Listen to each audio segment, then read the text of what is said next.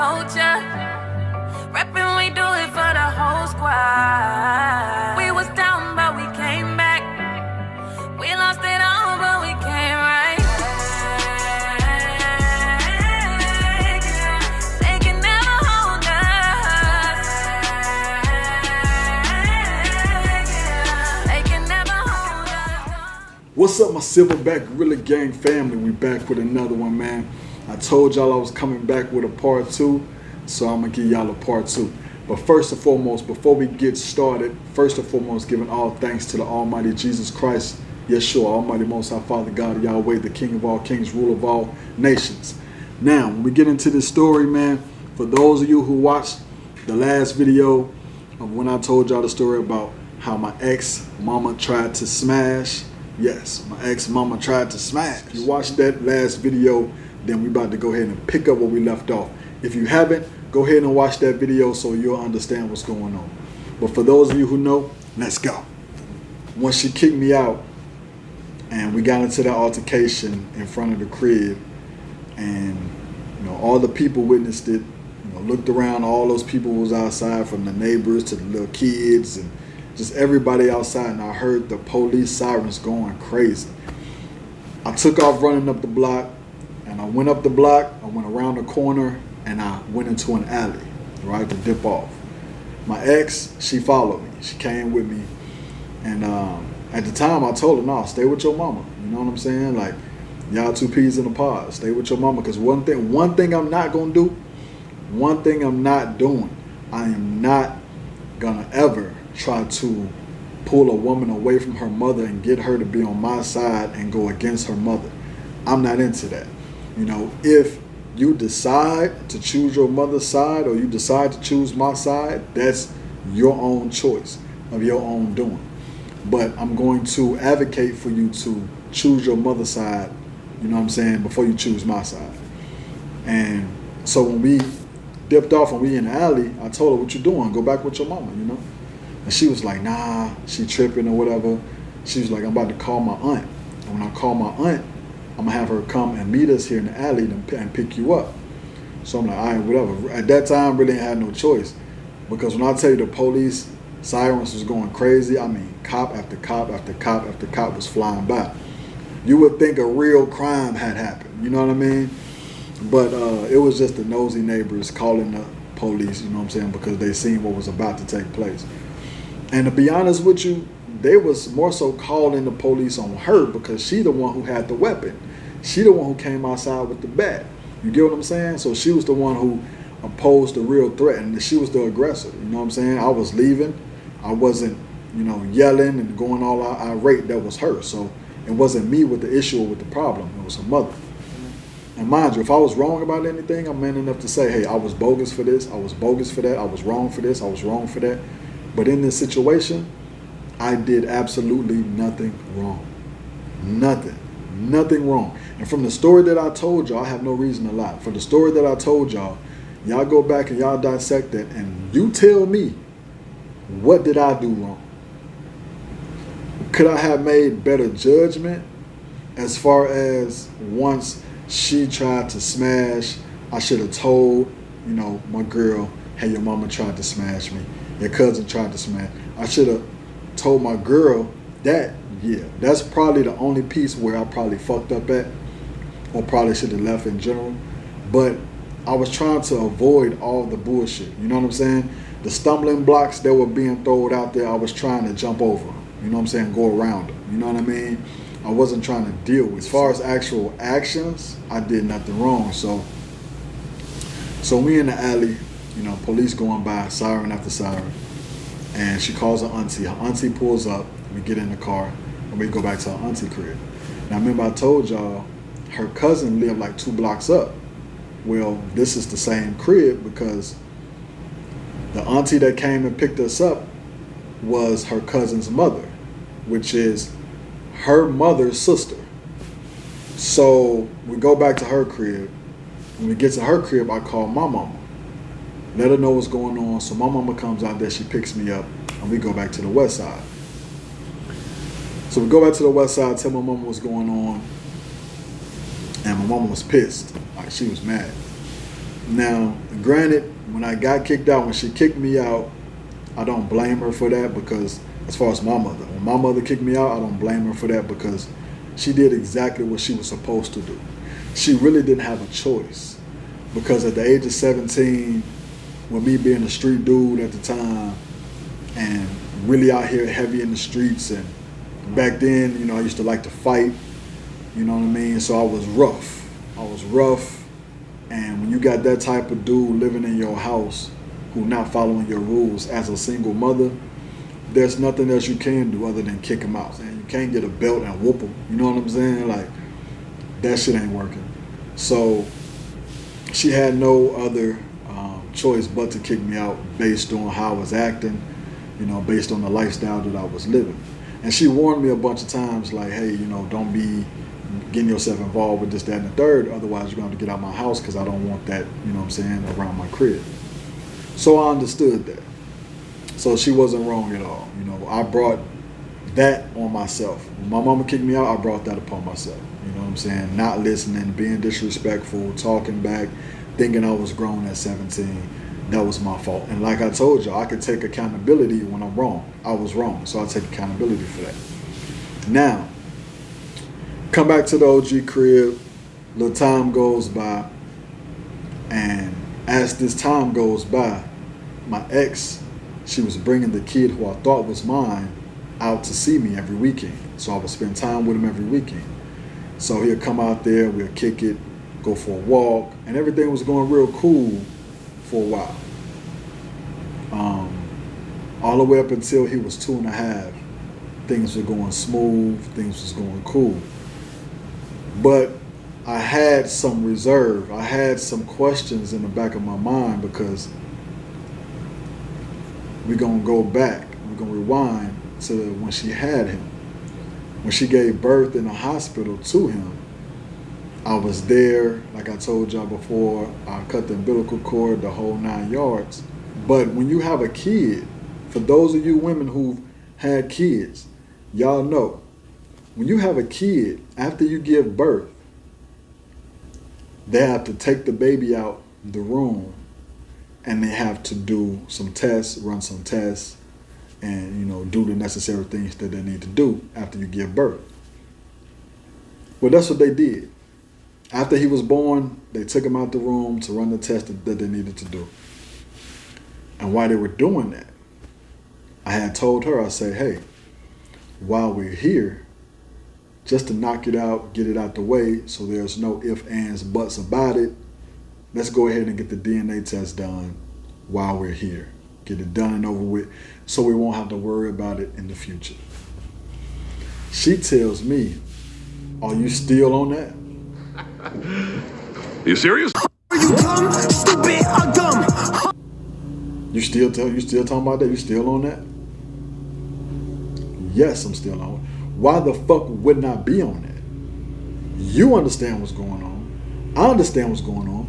When me and you had sex for the very first time, you were in a relationship.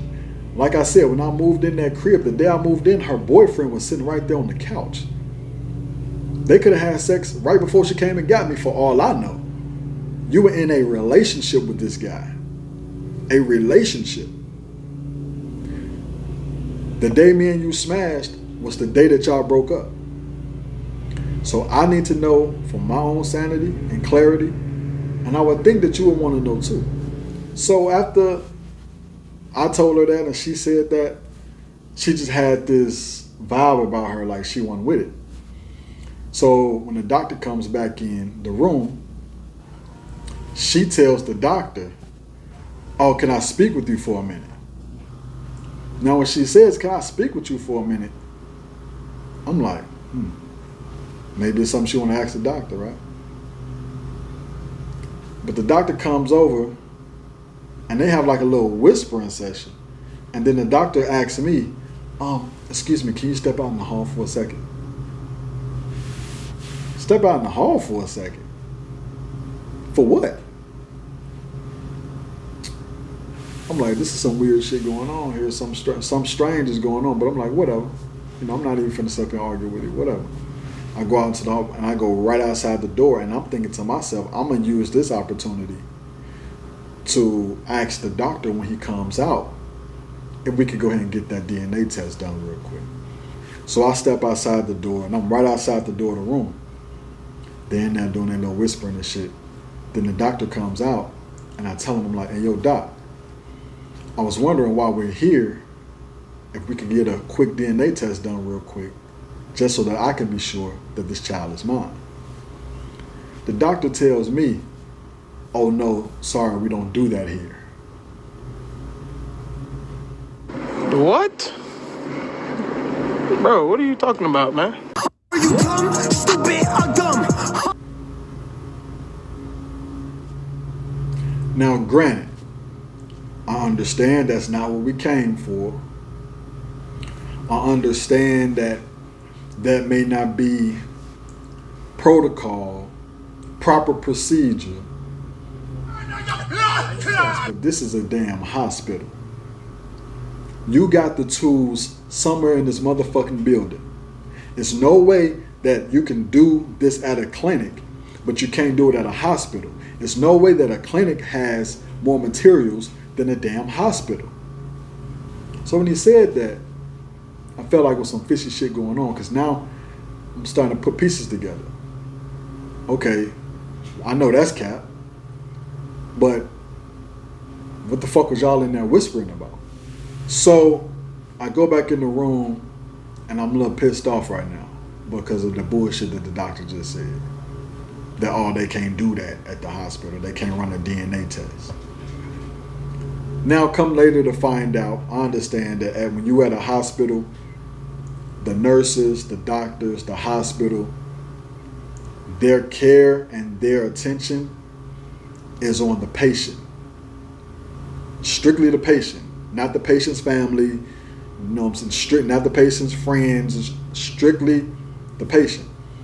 So whatever she told them was what they was going to follow. But I didn't know this at the time. So I knew that there was some strange shit going on because she didn't want the test done. The doctors don't want to do the test. And so once that happened, I'm like, all right, whatever, fuck it. One day I'll just take him and I get the DNA test done myself with just me and him. But I was a little confused at her because as the mother, wouldn't you want to know who's the dad, who's the biological dad of your child? And here it is, I'm trying to find out, and you act like you don't want to find out. So, boom, we move forward. I still take accountability and responsibility for the child. I still treat them like mine. I still claim them because I always said that I would rather claim a child that I know it's a possibility of the child being mine than to not claim the child and the child end up being mine. I used to watch Maury, and you know Maury, when they be like, oh, that ain't my kid, that ain't my baby. Look at that baby. He don't look nothing like me. Look at him like he this and that. You know what I'm saying? They talking all crazy about the kid, and then come to find out that that's their biological kid. And now they, oh, well, my baby, bring my baby out here. Like, I ain't one of them fake ass niggas like that. So I ain't want to not claim a child that I knew that was probably mine. Man, even if it wasn't mine, then no harm, no foul done. So boom, move forward. I moved back out to the city, and that shit was on my mind, though. That shit had me, you know, it opened up some puzzle piece spaces. And I was trying to fit different pieces in these spaces that wouldn't fit. Because now I'm like, what was that about? Why would she do that? So it was unanswered questions in my mind. You know what I'm saying? So fast forward. So I'm back on the west side, and you know, she comes out there, bring my son out there, and you know, he kicking with me on the weekends, and you know, we all kick it because, you know, within this time, you know, after I moved back to the west side, you know, we were still together, and we had a little, you know, stumbling blocks and the problems here and there, but we got past it. And yeah, man, so we were still together, and fast forward, he's 2.5 years old now. I'm like 19, 20, and things are going smooth for the most part.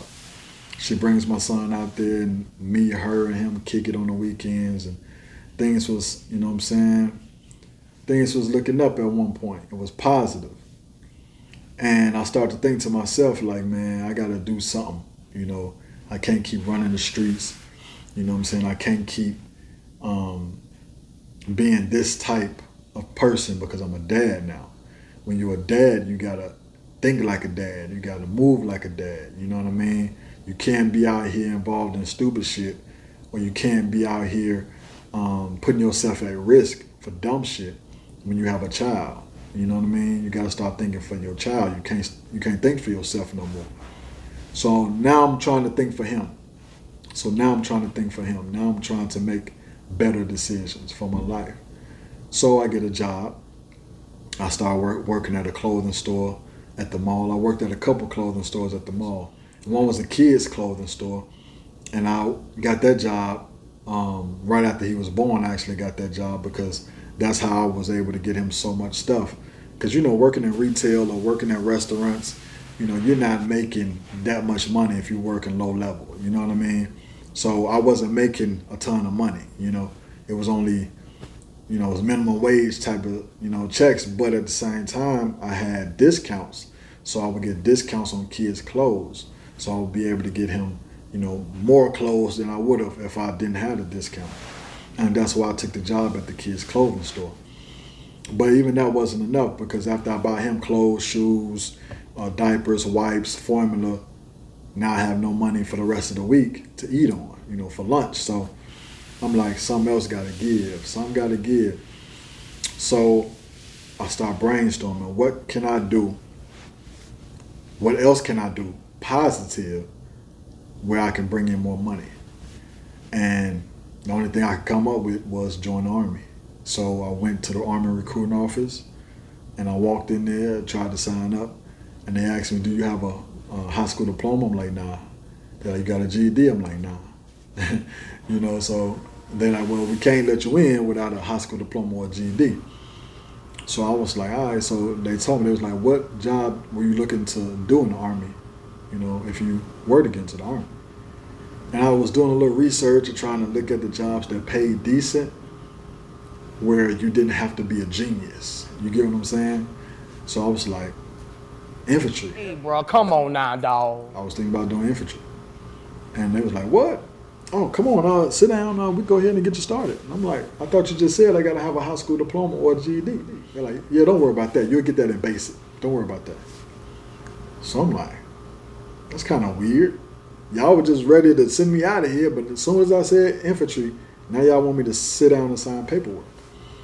So we get to talking more and more into it. So I asked him, I said, hey, I got a son and I got an old lady.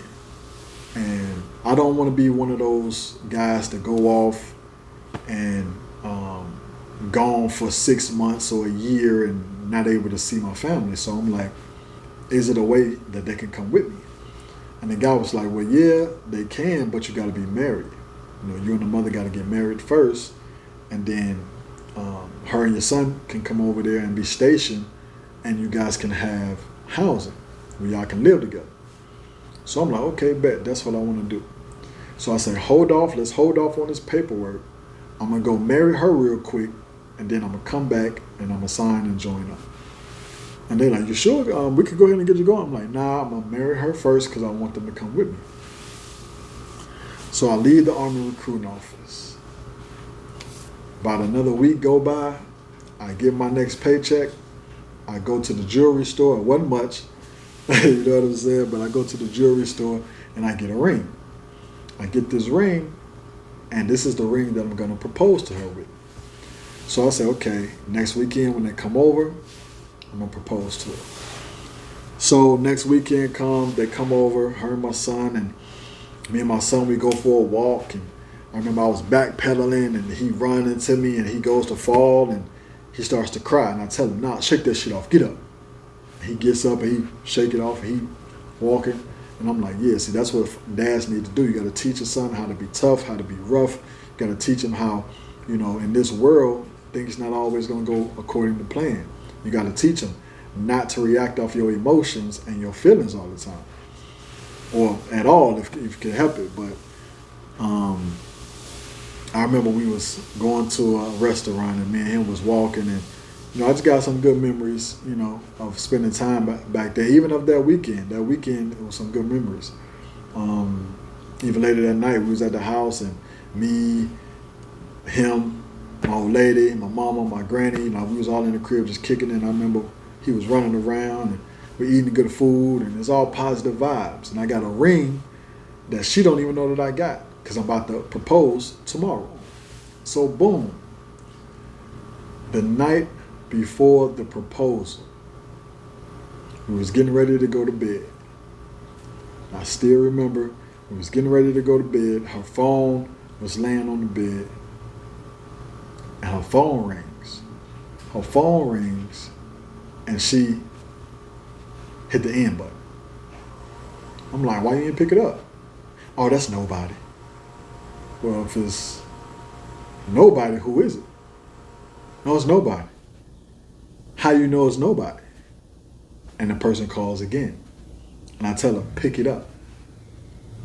No, there's nobody. So I grab her phone and I answer the phone. Who is this?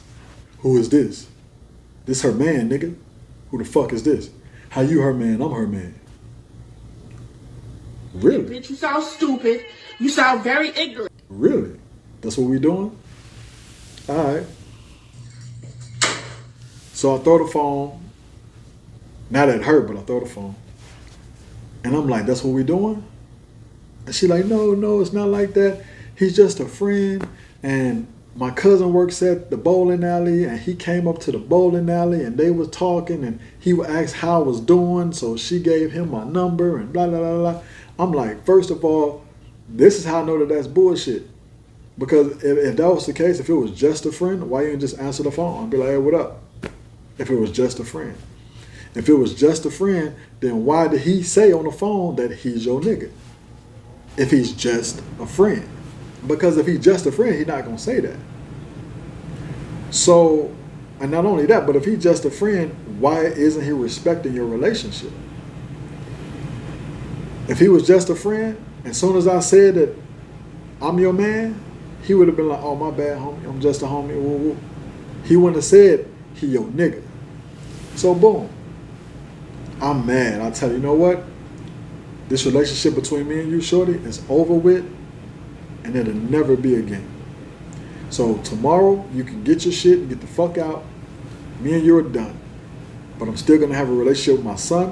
I'm still going to see my son, take care of my son. I'm still going to spend time with my son. You didn't even know I was about to propose to your stupid ass. So she starts crying and shit. I'm not buying it. She get to crying with the fake tears. I'm not buying it. Boom, we go to bed. Next morning, we get up. I'm like, yo, go ahead, get the shit, get the fuck on. So she starts crying hysterically in front of my granny and in front of my mama, trying to make me look like the bad guy. I don't give a damn about none of that. And they're like, oh, don't do it like that. She needs to get her stuff and leave. Between me and her, this relationship is done. Finito. Trash. As far as my son, we're going to have a relationship. As far as me and her, it's dead. It's over. It's done. So she's crying hysterically, boom. So my mama drop them off at the crib. She's calling my phone. Or girl, calling my phone. I'm declining all the calls. Because you're trying to call to explain a lie. You're trying to call because you just thought of another lie that you can tell. Decline the calls. So a week go by. Next weekend, I hit her up like, yo, coming over there to pick my son up. Are you at the crib? She's like, yeah, we at the crib. So I'm like, cool. Coming over there to pick my son up. I'm going to get him for the weekend. We're going to kick it. So stay at the crib. Don't leave the crib. I'm on my way right now. So do not leave the crib. Okay, cool. All right, bet. So I leave from the west side, go all the way to the south side. I get there, knock on the door, no answer. Knock on the door, no answer. Knock on the door, no answer. Knock on the door, no fucking answer. As I'm knocking on the door, she's not answering the door. So I'm like, so I text her. I call her. No response. She doesn't answer. So now I'm like, I know damn well she ain't leave the crib because I just told her not to leave the crib. I'm on my way. So I knock on the door again. And as I'm knocking on the door, I'm hearing they had a Rottweiler. I'm hearing the Rottweiler in the crib. I'm hearing them bark like a motherfucker. And one thing I know about them, the Rottweiler, he's only in the house when they're home. Whenever they're not home, he's in the yard. They let him roam in the yard. Whenever somebody's at home, he's inside. This day, at this time, he was inside. So I knew she was in there. So I started banging on the door. Now I'm beating on the motherfucking door. Neighbors coming out looking because I'm banging on the motherfucking door. I'm calling, no answer, texting, no response, not answering the door. I sit there for a while in case you in the bathroom or something. Knock on the door again, no answer. So I leave. Go back from the south side all the way back to the west side, and I'm mad than a motherfucker. I go in the crib and I'm mad, and my mama was like, "What's wrong?" I'm like, "She ain't answered the door." She like, "Oh, she just called me." What you mean she just called you? So she just called you, but I was just over there. She didn't pick up the phone. I done made it all the way back here, and she didn't call me once. So I call her. She picks up. And I ain't gonna lie, I snap. I'm yelling, I'm cussing, I'm going off on the phone. Because I'm like, why the fuck when you open the door, or when you answer my calls, the fuck you got going on? So she's like, I just didn't want him to go with you today because, you know, you said that we're not together, and you said that I can't come, so if I can't come, then, you know, I don't want him to go. What? Stop it. You sound stupid. First of all, we already made this clear. We already got this established. We already know what is going on. You know what's going on. Me and you are done. I'm coming to get my son. You know what's going on. So I don't know why you're trying to play this game like you confused right now. You know what's going on. So I'm snapping on the phone because I'm like, I told you what it is. And now I feel like you're trying to keep me from my son. You're trying to play that game, and we're not finna play that game. Before we play that game, we'll be on the fucking news. We're not finna play that game. So as I'm going off on the phone, she says, I don't know why you're going so hard for a kid that's not even yours anyway. Hey, bro, come on now, dog. Come on, man. Now when she say this bullshit, instantly, those puzzle pieces that I told y'all earlier, those empty spaces where I was trying to put puzzle pieces that didn't fit, as soon as she said that, puzzle pieces start to fit perfectly. Because now it's making sense how you didn't want to get the DNA test done. Now it's making sense that you whispered and chit-chatted with the doctor and told him not to do the DNA test. If I ask, turn it down. Now it's making sense that, oh, you don't want him to be with me without you. She say, it's going to be both of us or neither one of us. This is all I got. Okay.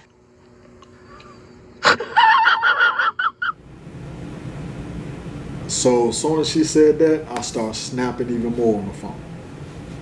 And I'm going hard, things that I'm saying. Because granted, I shouldn't have said what I said, but she shouldn't have said what the fuck she just said. So I'm like, fuck you mean? Because I'm not the biological father. So you don't feel right letting your biological child go with somebody that's not his biological father, even though this man is taking care of the child. But so many things started to make sense. Now she comes out and she chooses to admit now, because we're broken up, she realizes not coming back, it would never be a me or her again. So now she realizes that ship has sailed and it's never coming back. So now she feels comfortable to go ahead and let that bit of fact out that she knows, which is I'm not the biological dad. So she admitted right then and there that I was not the biological dad, and she knew who the biological dad was. Because she sat there and told me, I don't know why you're going so hard over a child that's not even yours. Unbeknownst to me, I didn't know that. But now I know. Fast forward some years later, I'm not in the child's life. Once she said that, you could go look for the baby daddy. You could go find the baby daddy because you just made it clear that I'm not him, so you know who he is. So go find the baby daddy. But years after that, I would see pictures of him. And when I tell you this dude looks nothing like me.